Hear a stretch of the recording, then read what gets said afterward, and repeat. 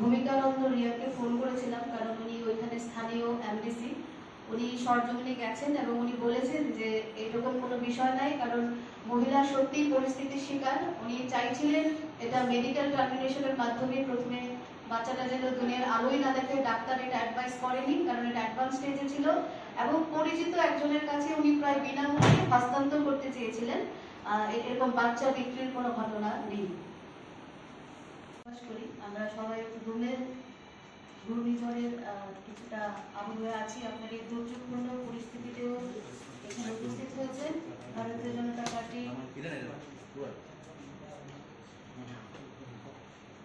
শ্যামাপ্রসাদ মুখার্জি। আমাদের এই সভা থেকে আপনাদেরকে আমরা কৃতজ্ঞতা জানাই।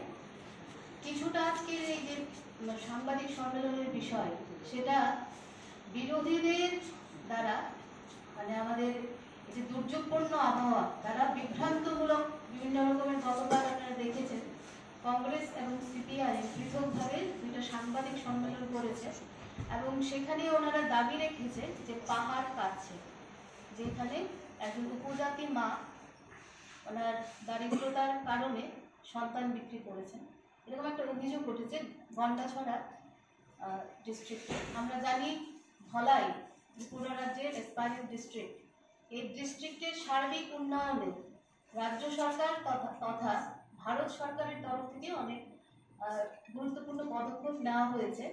তো আপনাদের মাধ্যমেই আমরা রাজ্যবাসীর অবগতির জন্য জানাই যে এটা একটা সম্পূর্ণ মিথ্যাচার, এবং আমাদের যিনি ওইখানের এমডিসি ভূমিকানন্দ রিয়াং, উনি সরজমিনে গেছেন আমাদের প্রশাসনিকভাবে, এবং যিনি DM, DC, CDPO, DC, child line, even সিডব্লিউসির যিনি চেয়ারম্যান পরিতোষ দত্ত, উনি ওনার পুরো টিম নিয়ে সরজমিন তদন্তে গেছেন এবং দেখেছেন যে বিগত 6 মাস আগে যিনি মুড়মুড়ি ত্রিপুরা, যে মা ওনার সন্তান, একদিনের সন্তানকে যারা নিঃসন্তান দম্পতি তাদের কাছে হস্তান্তর করেছিলেন, কারণ ওনারা বিনয় দেববর্মা নামক নিঃসন্তান দম্পতি, ওনারা নিজেদের ইচ্ছায় সন্তানটাকে দত্তক নিতে চেয়েছিল, কিন্তু এটা একটা দুর্ভাগ্যের বিষয় যে এখানে আইনি প্রক্রিয়া মানা হয়নি। এবং যে অর্থ বিনিময়ের কথাটা উঠেছে সেটা মূলত ভিত্তিহীন আমরা বলতে পারি, কারণ যিনি মুড়মুড়ি ত্রিপুরা, এই সন্তানটা ওনার ষষ্ঠ সন্তান এবং বিগত 6 মাস আগে ওনার স্বামী বিষপানে আত্মহত্যা করেছেন, প্রয়াত পূর্ণজয় ত্রিপুরা। তো দেখা গেছে ওনার যে প্রথম সন্তান 19 বছরের ছেলেটি ব্যাঙ্গালোরে কর্মরত আছে, দ্বিতীয় সন্তানটি একজন কন্যা সন্তান 18 বছর, সে বিবাহিতা, তৃতীয় সন্তানটি 16 বছর, সে ক্লাস 7-এ পড়ে, চতুর্থ সন্তান 12 বছরের, সে ক্লাস 6-এ পড়ে, এবং যিনি পঞ্চম সন্তান শিশু, মানে ছেলে, সে ক্লাস 3-তে পড়ে।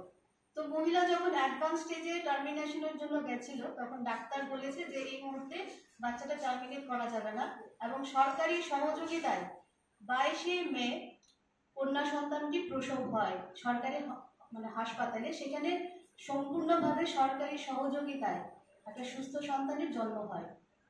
পরবর্তীতে সংবাদ মাধ্যমে খবর পেয়ে জানা যায় যে এরকম একটা বাচ্চা বিক্রির বিষয় একটা এসছে, চাঞ্চল্যকর ঘটনা। তখন স্থানীয় প্রশাসন, ডিএম, সিডিপিও, ডিসি সম্পূর্ণ টাস্ক ফোর্স নিয়ে বাচ্চাটিকে তার মার কাছে ফিরিয়ে দেয়। প্রথমে গন্ডাছড়া হাসপাতালে নেওয়া হয়, পরবর্তীতে উন্নত চিকিৎসার জন্য বাচ্চাটিকে কুলাই হাসপাতালে নেওয়া হয়েছে। এবার আমরা জানতে পারি যে ঠিক আপনার ইনস্ট্যান্ট রিলিফ হিসেবে মাকে, যিনি মুড়মুড়ি ত্রিপুরা, ওনাকে রেশন সামগ্রী প্রদান করা হয়েছে, এবং ওনার যে আমাদের মাননীয় ডিএম রাজ্য সরকারের তৎপরতায় মিশন বাৎসল্যে বাচ্চারা যারা স্কুলে যাচ্ছে তাদেরকে সেই স্কিমের আওতায় আনা হবে, এবং বিধবা, যিনি উনি প্রসন্ত বিধবা হয়েছেন, 6 মান্থস ওনার হাজব্যান্ড এক্সপায়ার্ড, তো ওনাকে উইডো পেনশন দেওয়া হবে। তো আপনাদের সামনে যে বিষয়টা আমরা বলতে চাই ভারতীয় জনতা পার্টির প্রদেশের পক্ষ থেকে, যে আমরা রুবেল হাওয়া আমরা দেখতে পাচ্ছি, এটা দুর্যোগপূর্ণ একটা পরিস্থিতি, কিন্তু নিরন্তর বিরোধীদের কংগ্রেস, যারা কিনা গণতন্ত্রের দাবি করে, যারা কিনা দাবি করছে যে বর্তমানে আইন প্রশাসন, আইনের ব্যবস্থা কোথায়, তাদের কোথায় নৈতিক অধিকার রয়েছে প্রশ্নটা করার, যে যেখানে আইনের শাসন নিয়ে ওরা কথা বলছে।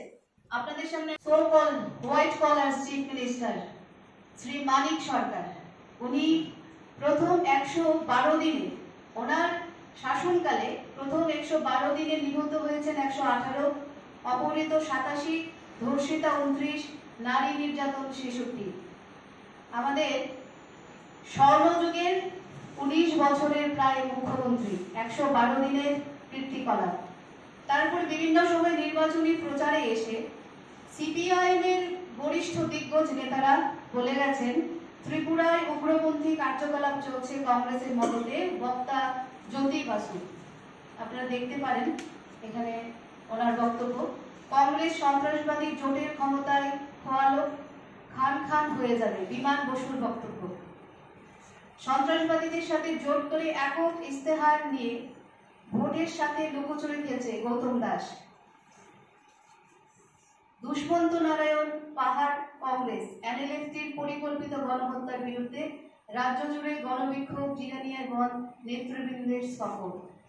এই যে বামগ্রেস, যারা কিনা 5 বছরের জঙ্গল রাজত্ব বলে 25 বছর শাসনের নামে শোষণ করে গেছে, আর তার চাইতেও বেশি কালো দিন রেখে গেছে, আমরা বলতে পারি আজকের এই অপপ্রচার, রাজ্যবাসীকে বিভ্রান্তমূলক, চক্রান্তমূলক যে তাদের এই প্রহসন, এই একমাত্র দলিল বামগ্রেস ছাড়া আর কেউ দাখিল করতে পারে না। ভারতীয় জনতা পার্টি সেবা থেকেই সুশাসন, এটাই আমরা বিশ্বাস করি এবং আমরা সত্তার চেয়ে সেবাতে বেশি বিশ্বাস করি। নিরন্তর প্রতিটা কর্মী নেতা কাজ করে চলেছে এবং এই মুড়মুড়ি ত্রিপুরা আজকে যে মাকে ট্রাম্প কার্ড খেলে নির্বাচনের পরে, আমরা জানি 4 জুলাই আমাদের লোকসভার নির্বাচনের ফলাফল ঘোষিত হবে।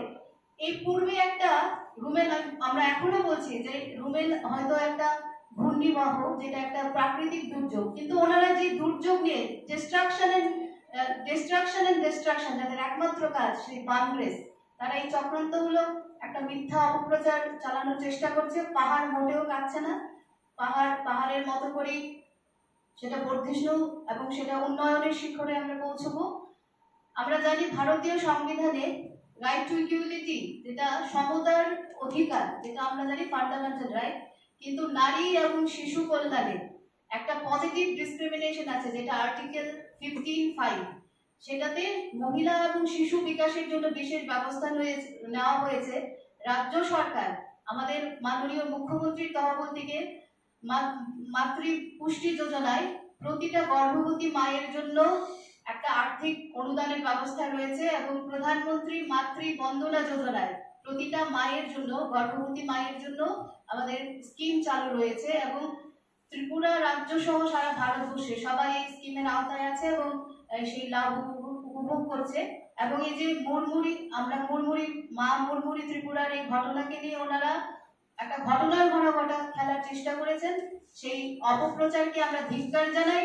আমরা তাদেরকে চেতাবনী দিতে চাই, সেটা তাদের জন্য একটা সাবধান বাণী থাকবে যে ভারতীয় জনতা পার্টি একক সংখ্যাগরিষ্ঠতায় যেরকম সরকার গঠন করে, এককভাবে গণতান্ত্রিক পদ্ধতিতে আমরা সার্বিক উন্নয়নেও আমাদের নিরন্তর কাজ চলেছে, যেটা পুষ্টি এবং পোষণ ট্রেকার সমস্ত বিষয় নিয়ে শিশুদের কল্যাণে কাজ চলছে। এবং এই ঘটনাটা রাজ্য সরকার খুব সংবেদনশীলতার সাথে